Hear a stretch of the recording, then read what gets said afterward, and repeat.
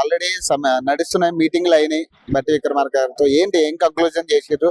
అసలు దీని మీద సానుకూలన వచ్చిందా లేకపోతే ఏంటి పరిస్థితి? వాళ్ళంటారు సానుకూలం అని. గ్రూప్ 2 వాయిదా వేయడానికి మాకు ఎటువంటి అభ్యంతరం లేదు. ప్రభుత్వం టీజీపీఎస్ తోటి చర్చలు చేసి వాళ్ళకు ఆదేశాలు ఇచ్చి వాయిదా వేయించినట్టుగా మేము సానుకూలంగా ఉన్నాం. మీకు మీరు 100% దీనికి వెబ్ నోట్ వస్తుంది 24 hours లో మాకు నిన్న చెప్పినారు. మరి వాళ్ళ దృష్టిలో ఇంకా 24 గంటలు కాలేదేమో, అందుకని మళ్ళీ బట్టి విక్రమార్క గారు మరి ఇవాళ పిలిచినారు. మా అందరి ముందు టీజీపీఎస్ చైర్మన్ గారికి ఫోన్ చేసినారు తప్ప వారు టైం బాగా పెట్టలేదు. మరి ఇవాళ చర్చలు అయితే ఒక రకంగా చెప్పాలంటే టీవీలలో వాయిదా ఇప్పించారు, కానీ దాన్ని నమ్మాల్సిన పని లేదు. వెబ్ నోట్ వస్తేనే లెక్క. ఇది కొంచెం కన్ఫ్యూజన్ వాతావరణం కావాలని క్రియేట్ చేస్తున్నట్టుగా డైవర్షన్ పాలిటిక్స్ అలా అనిపిస్తుందా? లేకపోతే రాజకీయం చేస్తే చేసుకోవచ్చు, కానీ డైవర్షన్ సిచ్యుయేషన్ ఇది చేయదు.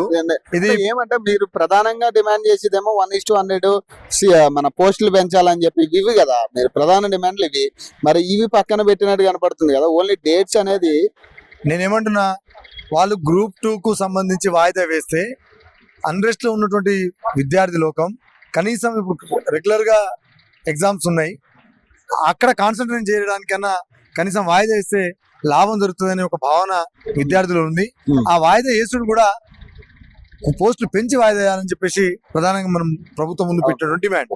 ప్రభుత్వం దీని మీద సానుకూలంగా ఉందని మాకు గత 4 రోజుల నుంచి చర్చలు జరుపుతున్న ప్రతిసారి వాళ్ళు వస్తున్నారు, మాతో చర్చలు జరుపుతున్నారు, వెళ్తున్నారు, చెప్తున్నారు, పోతున్నారు.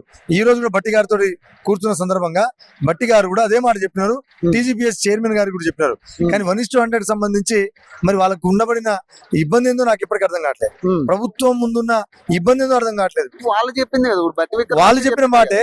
రెండోది 1:100 చేయడం వల్ల పేపర్ ఖర్చులు తప్ప, ఏది జియోకి ఇచ్చే పేపర్ ఖర్చులు తప్ప అదనంగా బడ్జెట్ ఏం రాదు. బడ్జెట్ ఏం నష్టం, భారం ఏం పడదు ప్రభుత్వం మీద.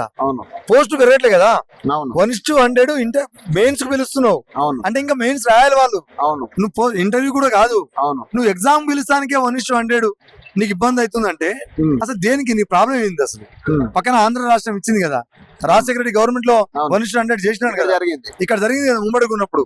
నీకేం బాధ? నువ్వు అడిగినావు కదా అంటున్నా. మీరు అడిగిన డిమాండ్ మీరెందుకు చేయడానికి మీకెందుకు మీ మనసు రావట్లేదు?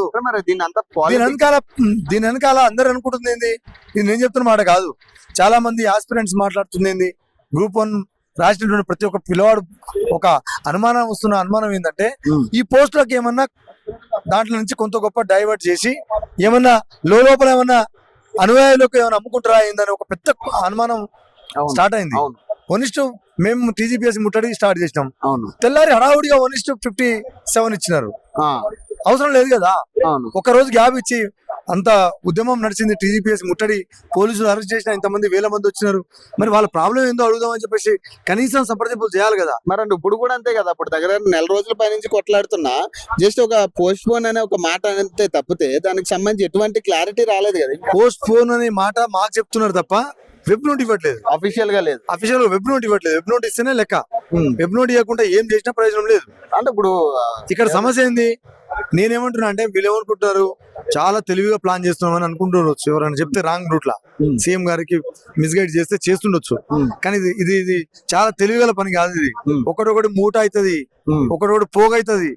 లాస్ట్ కు ఇవన్నీ నువ్వు పాతాళానికి పోవడానికి ఇవన్నీ పాపాల పుట్ట అవుతుంది, ఇవన్నీ పేరుకుపోతాయి. ఒకటి తోడైతుంది. 4 సంవత్సరాల నీకు లాస్ట్ ఎన్నికల ముందు తీసుకున్న నిర్ణయం ఒకటే, ఎప్పటికీ స్టాండర్డ్ కాదు అది. నీకు ఇప్పటి నుంచి ఒకటి పోగైతాయి, ఇవన్నీ రివర్స్ అవుతాయి ఎలక్షన్ ముందు. వీళ్ళందరూ ఎందుకు ఆగుతారు? నెక్స్ట్ ఢిల్లీ అన్నారు కదా, చలో ఢిల్లీ అన్నారు. మరి అది ఏంటి ప్రోగ్రామ్ సంబంధించి ప్రభుత్వం నుంచి సానుకూలమైనటువంటి చర్చలకు ఆహ్వానం ఎప్పుడైతే వచ్చిందో తాత్కాలికంగా గ్రూప్ 2 వాయిదా పడే అవకాశం ఉంది కాబట్టి చూద్దాం, దీని మీద ఏం నిర్ణయం తీసుకుంటో చూద్దామని మేము చలో ఢిల్లీ కార్యక్రమాన్ని వాయిదా వేసుకున్నాం. కానీ ఖచ్చితంగా ఢిల్లీ పోతాం. ఎందుకు? నెక్స్ట్ కార్యాచరణ ఏంటి ఒకవేళ మీకు అనుకూలంగా రాకపోతే? ముఖ్యమంత్రి గారు పోలీసులను పెట్టుకొని ఎక్కడికైనా పోతున్నాడు. ధైర్యం ఉంటే. నిజంగా ఆయన గతంలో ఎట్లా పోతే అట్లా పోయింది కదా మధ్యన. ధైర్యం ఉంటే రాహుల్ గాంధీ గారిని తీసుకొని వచ్చి అశోక్ నగర్ వచ్చింది కదా, ఇప్పుడు అదే పోలీసులను పట్టుకొని రాహుల్ గాంధీ గారిని తీసుకొని అశోక్ నగర్ చౌరస్తాలో వచ్చి కూర్చొని మాట్లాడి ఒక 2 నిమిషాలు సమస్య మొత్తం పరిష్కారం అవుతుంది. మరి చేసాడంట మరి అది చేయలేక ఏదో బాగుండదు మనం చెప్తే. మనం ఇప్పుడు ముఖ్యమంత్రి గారు వచ్చి కుర్చీలో కూర్చున్న తర్వాత ఆయనకు మంచిగా చేయాలని ఆలోచన ఉన్నా అవును. ఎవరెవరో ఏదో చెడు ప్రయాణం చేస్తే మీకు నష్టం అది. కానీ విద్యార్థుల జీవితాలు ఏంది? అంటే ఈ రోజు కూడా టీజీపీఎస్సీ ముట్టడని ఎవరో పెట్టిన దానికి అందరూ అమ్మాయిలను అరెస్ట్ చేసిరు అంటే అమ్మాయిలు కూడా దగ్గర ఇళ్ళకి వెళ్ళి అరెస్ట్ చేసిన పరిస్థితి. అంటే ఏంది అంటే ఎక్కడ పోతుంది మరి? అంటే ల్యాండ్ ఆర్డర్ అన్నారు, వీళ్ళు ఏమన్నారు కంచెలు తగ్గొట్టినాం మేము, అసలు కనీసం ఫ్రీ ఆఫ్ ఇది అన్నారు. దీంట్లో ఏదో కుట్ర జరుగుతున్నది. ఇక్కడ ప్రభుత్వం నుంచా లేదా ప్రభుత్వం మీద పడని వాళ్ళ ఆ వాట్సాప్ లో పెట్టంగానే చాలా మంది అరెస్ట్ చేసిరు. అవును, చాలా మందిని అవును. అశోక్ నగర్ నుంచి మిత్ర అనే అమ్మాయిని, కిట్టు అని రంగారెడ్డి నుంచి ఎక్కడిదక్కడ అరెస్ట్ చేసినారు. అసలు అవసరం లేని ఇష్యూ అది. ఇంటెలిజెన్స్ వ్యవస్థ ఏం చేస్తుందా అని నాకు తెలియగలుగుతా. వాట్సాప్ లో ఏదో పోస్టర్ వస్తే డిఎస్సి వాళ్ళు తీసిన పోస్టర్ కు గ్రూప్స్ వాళ్ళని అరెస్ట్ చేసినారు. ఇది అన్యాయం కదా. అసలు డిఎస్సి వాళ్ళు ఎగ్జామ్ రాస్తున్నారు. ఇప్పుడు ఎవరు కూడా ఈ చర్చల పరంపరలో ఏదైనా లాభం దొరుకుతుందని చూస్తున్నారు. ఎవరు రోడ్ ఎక్కాలి? ఇంకా మీరు ఇచ్చిన 24 గంటల టైం అయిన తర్వాత మీ భర్తం పట్టడానికి కార్యాచరణ తీసుకుంటుంది. ఏం ఊకోదు యువత, నిరుద్యోగ యువత కంకణ బదులవుతుంది. పెంచు, పోస్ట్ పోన్ చేయి, పెంచు, కాదంటే దంచుతారు. దాంట్లో డౌటే లేదు. 1:100 నువ్వు ఇచ్చిన మాటను నిలబెట్టుకో. రైట్, థ్యాంక్ యూ అన్న, థ్యాంక్ యూ.